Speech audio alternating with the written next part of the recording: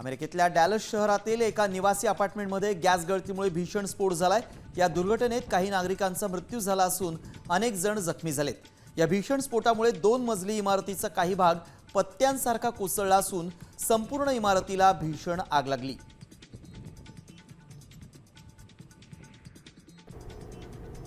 फ्लोरिडाच्या launch पॅडवर एका रॉकेटचा भीषण स्फोट झालाय। अब्जाधीश जेफ बेझोस यांच्या ब्लू ओरिजिन कंपनीला अंतराळ मोहिमेपूर्वीच मोठा झटका बसलाय। फ्लोरिडाच्या लॉन्च पॅडवर उड्डाणापूर्वी इंजिनची हॉट फायर चाचणी सुरू असताना न्यू ग्लेन रॉकेटचा भीषण स्फोट झाला। या तांत्रिक बिघाडामुळे रॉकेटचा लॉन्च पॅडवरच भडका उडाला। सुदैवानं या दुर्घटनेत कोणतीही जीवितहानी झाली नसून सर्व कर्मचारी सुरक्षित आहेत।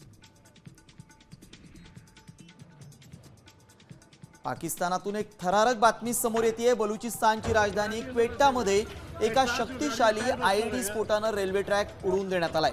चमन फाटक परिसरातून धावणाऱ्या ट्रेनला लक्ष्य करून हा हल्ला करण्यात आला असून यामुळे रेल्वेचे अनेक डबे रुळावरून घसरले। या भीषण स्फोटात 27 जणांचा मृत्यू झालाय। स्फोटानंतर परिसरात गोळीबाराचा आवाजही ऐकू आल्यामुळे भीतीचं वातावरण पसरलं होतं। स्फोटामुळे जवळच्या इमारतींना आग लागली असून क्वेटाच्या रुग्णालयांमध्ये सध्या आणीबाणी घोषित करण्यात आली आहे।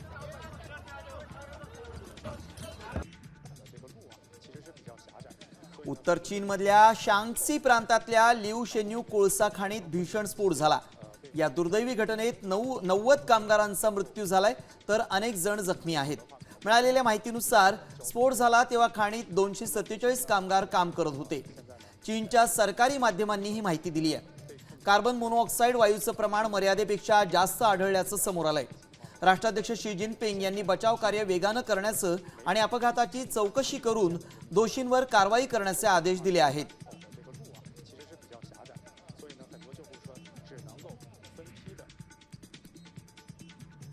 रशियानं युक्रेनची राजधानी कीववर बॅलिस्टिक क्षेपणास्त्र आणि ड्रोनच्या सहाय्यानं आतापर्यंतचा सर्वात भीषण हवाई हल्ला केलाय।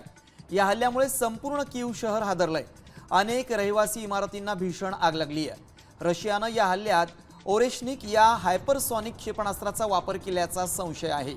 यामध्ये एका नागरिकाचा मृत्यू झालाय तर 24 जण जखमी झालेत।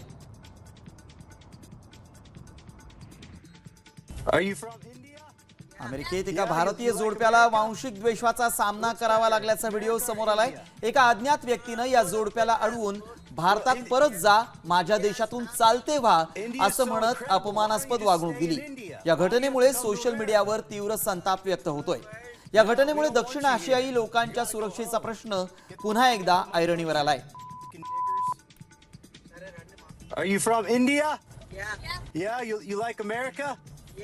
What's better, America or India? नासानं चंद्रावर मानवी वस्ती निर्माण करण्यासाठी एक मोठी त्रिसूत्री योजना जाहीर केली आहे। तब्बल 20 अब्ज डॉलर्सच्या या महत्त्वाकांक्षी प्रकल्पांतर्गत चंद्रावर कायमस्वरूपी मून बेस तयार केला जाणार आहे। यंदाच्या वर्षी नासामार्फत 3 मोठ्या चांद्र मोहिमा आखल्या जाणार आहेत। तिथं मानवाला राहण्यासाठी प्रयोगशाळा, ड्रोन रोवर आणि ऊर्जा यंत्रणा विकसित केली जाईल। संपूर्ण मानवजातीचं अंतराळातील हे पहिलं कायमस्वरूपी ठिकाण असेल असा विश्वास नासानं व्यक्त केलाय।